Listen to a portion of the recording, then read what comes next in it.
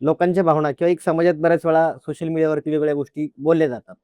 मग कुठेतरी मनात चांगलं बोललं तर वाटतं, पण कोणीतरी काहीतरी वेगळंच दिलं, तर आपल्याला वाटतं यार आपण एवढं हं. प्रामाणिक करून लोक आपलं हे करतात. कधी-कधी असाही अनुभव झालाय का कधी काही? 100% झालाय ना. हं. हे बघा लक्षात ठेव, कर्त्याच्याच मागे बोललं जातं. हां, ते आहे. जो काहीच करत नाही त्याला कुणीच काय बोलत नाही.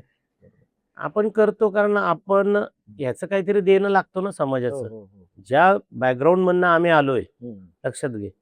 मी काय, प्रवीण काय 10/10च्या खोलीतनं केलेला प्रवास आहे आम्ही आणि इथं आलोय. त्याच्यामुळं आम्ही आम्ही ते बघितलंय ना सगळं. आमच्या अवती-भोवती असणारे लोक, हं. त्यावेळेची परिस्थिती. हं. आमचं त्याच्यामुळं आमचे डोळे, आमचे कान उघडे असतात, की जर का वाईट कुठं चाललं तर गप्प नाही बसू शकत. कारण आपण त्याच्यातनं पुढं आलो. सुदैवाने आपल्या आई-वडिलांची पुण्य आहे, म्हणून आपण कुठल्याही व्यसनांच्या आहारी गेलो नाही, हं. कधी व्यसनं केली नाही. आजतागायत निर्व्यसनी राहिलो. पुढची पिढी ही त्या हिशोबाने तशीच राहावी. हं, हं. स्वतःचं शरीर सांभाळलं गेलं हां, पाहिजे. तुमचे ते बरेच व्हिडिओ मी हां, पाहतो जिम आणि हां, सकाळचं. सगळं, सगळं. ते बघितलं गेलं पाहिजे. या भावनेतून हे सोशली करतो. त्याचं तू म्हणतो तसं चांगलं वाईट रिफ्लेक्शन येतच ना. जसं आता तो ह्याचा विषय होता. त्या ड्रग्सच्या ड्रग्सचा. विषयात मुली त्याच्यात 3 हं. ते त्यांचा चेहरा दिसला. बरोबर. त्याच्यावरनं मला खूप बोललं गेलं. पण माझा हेतू त्याच्यामागचा वेगळा होता. हो. तो टेक्निकल प्रॉब्लेम होता. जो दिसला ती तर म्हणजे मी मोठ्या मनाने ते हे पण केलं, मान्य केलं. चूक झाली ती. पण लोकांना हे नाही ना माहिती, की मी हं. तिथून घेऊन आलो. बरोबर. तिथं आणलं, तिथून ऐक ना त्यांना पोलिसांना घेऊन हॉस्पिटलला गेलो, ॲडमिट केले. हं, हं. ॲडमिट केल्यानंतर एक रात्री डिस्चार्ज झाले. दुसऱ्या दिवशी दुसरी शुद्धीत आल्यावर डिस्चार्ज केली. हं. त्यांचं सगळं सोपस्कर होईपर्यंत मी तिथं होतो. हं. हा अँगल कधी कुठं आला का समोर? बरोबर. चांगल्या बाजू पण लोकं पाहत नाही. चांगली बाजू तीच आहे ना. अरे त्या वयाची माझी मुलगी आहे ना. हो. माझ्या घरात मी बघणार काय? मी त्या हेतूने बघत होतो. बरोबर. आणि ह्या जनरेशननी म्हणजे आई-वडिलांनी कुठं-कुठं लक्ष द्यायचं? आम्ही शिक्षणाला मुलगी पुण्यात गेली की शहरात अरे गेली, मुलगा गेला, मुलगा मुलगी गेली. गेला. लक्ष कुठे देतील? आई-वडील बिचारे 12-12, 14 तास काम करणार. त्यांनी एक फोन केला, "अहो ते काय त्यांनी फोन केला, "अहो तुम्ही पैसे नाही पाठवले?" हं, हं. "अरे हां, पाठवतो बाळा आज." हं. बरोबर आहे. हां. आता बाळा, बाई, बाबा काय करतो हं, हं, हं. हे माहिती असतं का? आणि बिचारे कधी पण करते. तर ती प्रत्येकाची एक जबाबदारीने हे केलं पाहिजे. आणि पुण्यासारख्या शहरात आज आहे ना, काय झालं, पुन्हा ते अस्ताव्यस्त ह्याच्यात वाढलंय शहर. हं, हं, हं. त्यामुळे इथं शिक्षणाला भरमसाठ मुलं येतात. बरोबर. नोकरीसाठी इकडे येतात. एक वेगळं कल्चर डेव्हलप होत चाललंय. हो, हो, हो. नाईट लाईफ जी पुण्याची ओळख नव्हती, हां. ते आता आता ती नाईट लाईफ व्हायला लागली आहे. हं. आणि याच्यातून खूप गोष्टींचे दुष्परिणाम पण होत आहेत. बरं, ड्रग्स सारखा विषय हा इतका भयंकर झालाय आता. म्हणजे विश्वास नाही बसणार संदीप. आत्ताची घटना आहे. कोणी बोलून म्हणजे चॅलेंज आहे. कोणी बोलू पण नाही शकत. उत्तम नगर सारख्या भागामध्ये ड्रग्ज सापडावं आणि पोर्टरच्या माध्यमातनं. म्हणजे आता करायचं काय?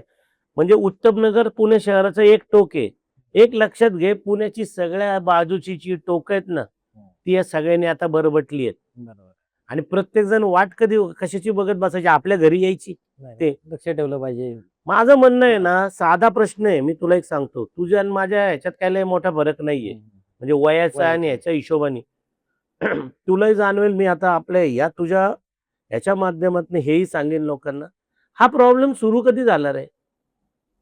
म्हणजे कुठनं झाला? म्हणजे ड्रग्ज व्यसनं तर पहिल्यापासून आहेच होतीच. तेच. बरोबर. प्रमाण वाढलं. हं. आणि कधीपासून वाढायला लागलं? भीती का नाही राहिली?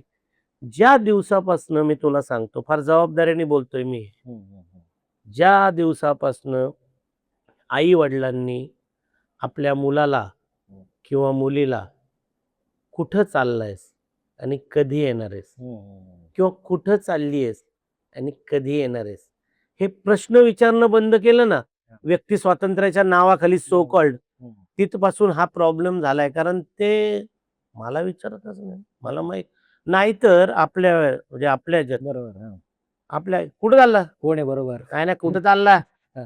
अरे तिथं चौकात खेळतोय. मला दिसशील एवढं त्याच्यात खेळायचा? बरोबर. हां. जर मी बाहेर आले दाराच्या आणि दिसला नाही ना, हं. अयो, होय. मग आपणच दाराकडे बघत असायचं. आहे आईला आई आहे बघती का काय? आहे मी. तुला कळलं? ही बरोबर. भीती आज आपल्या आपल्या जनरेशनमध्ये होती. एक भीतीयुक्त आदर आणि आदर 100% राहूनच अरे भीती. आजही हां, माझे बरोबर. वडील ऐक हं, ना, हं. 76 वर्षांचे आहेत. आपल्या कामाच्या वेळा तुला बरोबर. माहिती आहेत. मी आज हे शूटिंग किटिंग करून जर घरी 2-2:30 वाजता गेलो पहाटे, एक तर ते हॉलला असतात तिथं वॉकअप मी लॅच आपला हळूच उघडून जातो की आवाज नको दरवाजाचा व्हायला. आपण असा दरवाजा लावतो, अरे 2 पावलं टाकलं की आवाज येतो. अरे किती वाजले? अयो बरोबर. 2:30 वाजले. ही काय कामाची पद्धत आहे का? ही काय काम असतात का? तू तर म्हणला होता 12 वाजता येणार आहे. ओके. नाही भाऊ ते जरा थोडी गडबड झाली. पण ना मला आजही ती भीती आहे. आणि ना आपल्याकडच्या सो कॉल्ड पालकांनी आहे ना, जे स्वतःला असे नाही का, अरे बाबा आम्ही त्याला नाही विचारत, आम्ही तिला नाही नाही नाही नाही, अरे असं काय करतो? त्यांना त्यांचं व्यक्ती स्वातंत्र्य आहे. अरे कसलं व्यक्ती स्वातंत्र्य? ऐक ना, तो पोर आहे त्याला विचारत नाही. पहिली ज्या दिवशी कोणाच्या तरी कानफाडात मारून येतो ना, त्या दिवशी त्याच्या 2 कानफाडात वाजवल्या ना, नाहीतर तो मर्डर करून येईल मग त्या दिवशी. अरे बापरे राव! तेव्हा बोलायला पाहिजे होतं मी. नाही चालत. एक सिगारेट पिलेली कुठून तरी कळलं ना, ऐक ना, त्या क्षणी त्याचा जर का कंबरडं मोडलं ना, परत करायची नाही डेअरिंग करणं. त्याला कळलं पाहिजे हे वाईट आहे. आणि पिऊन आला. नाही, नाही बाळा बरोबर आहे. पिऊन आलास. योग्य आहे. आता तू केलंच पाहिजे. अरे कसलं? त्याला वाटतं मग मी केलेलं बरं आहे. किंवा मुलींच्या बाबतीत पण. त्या मुलीला मारू नाही शकत फिजिकली आपण, कारण शेवटी ती आपली लक्ष्मी आहे. पण तुमचं प्रेशर नको का? पाहिजे ना. आपण आता फोन केला आपल्या लेकरांना, आता सुदैवाने आपले नाहीत तसे. हा कुठे बाळा? अहो, किती वेळा सांगितलं तुम्हाला फोन करू नका, सांगितलं नाही. अरे आपल्यावरच अंगावर येत. हे जे सो कॉल्ड लोकांनी हे केलं ना, आम्ही विचार अरे काय फरक पडतो? माझं काय मत आहे, तुमच्या पोराला नाही तर पोरीला आपल्या सवयीने विचारायचं, कुठं चालला? कुठं चाललीस? कधी येणार आहे? ऐक ना, तुला ती खोटं उत्तर देऊ दे, पण उत्तर तर देईल. आणि तिला पण सवय काय राहणार आहे ना, बाप आई आपल्याला विचारते भाऊ. किमान या प्रेशरनी तरी आहे ना कमी चुका करतात लोक, माझं असं मत आहे. आणि हे जे सगळं झालंय ना, आता आपण काय त्याला म्हणू, आयसोलेट झालं शेट आपण. अरे 10x10च्या खोलीत राहायचो. त्याच्या आईला एक इथं झोपला, तिथपर्यंत झोपायच्या लाईनीने, कोणाचे पाय कोणाचे हात. जेवायला बसले की तेच 8 लोक 6 लोक एकत्र जेवायला बसायचे, एका वेळेला जेवायला. हे बघ, ह्या छोट्या छोट्या गोष्टी आहेत ज्या आपल्याकडनं आता ड्रॉप झाल्या. आता एक जण त्याच्या हिशोबाने येतो, किचन मधनं जेवण घेतो, तो गार आहे का गरम आहे बघत नाही, खातो. त्याला देणारे पण कष्ट नाही घेत, तो म्हणतो जाऊ दे कुठे गरम करा. एकत्र बसून जेवलं पाहिजे. विचार एक तरी जेवण एकत्र केलं पाहिजे.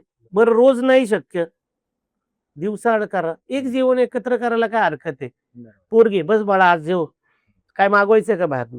मागवून खाऊ, एकत्र जेवा. पोरं आली आता त्यांना बेडरूम आले स्वतःचे, त्याला इथं आपण जा बाहेर झोप. ओके. आता त्यांना स्वतःची स्पेस पाहिजे. स्पेस त्यांच्या रूम मध्ये डोकावलेलं चालत नाही. आवडत नाही त्याला. कसं चालेल? मी नसताना जायचं नाही रूम मध्ये, हे धमकी देतात आपल्याला. ठीक आहे, पण ते एकदा रूम मध्ये घुसले की बाहेर येत नाही. अरे पहिले हॉलमध्ये बसायचे नाही का, लाव टीव्ही, चालली सिरियल. ही सिरियल चांगली आहे ना, तुला आवडती का? मला नाही आवडत, दुसरं लावा. ओके. अरे काही का असे ना, चर्चा तर व्हायची. ते सकारात्मक दोन्ही चर्चा होतात. आपण ती चर्चा बंद केली. आपण एकत्र, एक लक्षात ठेव, मी सहलीला जातो की नाही रे, रोज काय करतो ते सांग. बरोबर आहे. मला वाटतं या छोट्या छोट्या गोष्टींकडे जर लक्ष दिलं, मी हे जे काही सामाजिक सगळे हे म्हणजे ड्रग्स व्यसनांवरती काम करतो, याचं मूळ हे आहे. मला असं वाटतं की या छोट्या छोट्या गोष्टींमध्ये जर बदल झाले तर कदाचित आपली कुटुंब व्यवस्था पण टिकायला मदत होईल. कुटुंब व्यवस्था टिकली तर बाकी आपल्याकडे एकत्रित कुटुंब होती, लक्षात घे काय शान होती. मला ना म्हटलं ना, मला ते असं आता वाईट वाटतं या गोष्टीचं की राव, ते दुर्दैवाने आता नाहीये. सगळ्यांना आपलं आपलं पडलंय. पण हे आपल्या समाजासाठी घातक आहे, म्हणजे धर्मासाठी घातक आहे, सगळ्यासाठीच घातक आहे. हो हो हो. आता तुम्ही मगाशी जो मुद्दा पकडला ना, आता मी पण सासवडवरनं बापदेव घाट असेल, दिवे घाट असेल, येऊन जाऊन केलेलं आहे.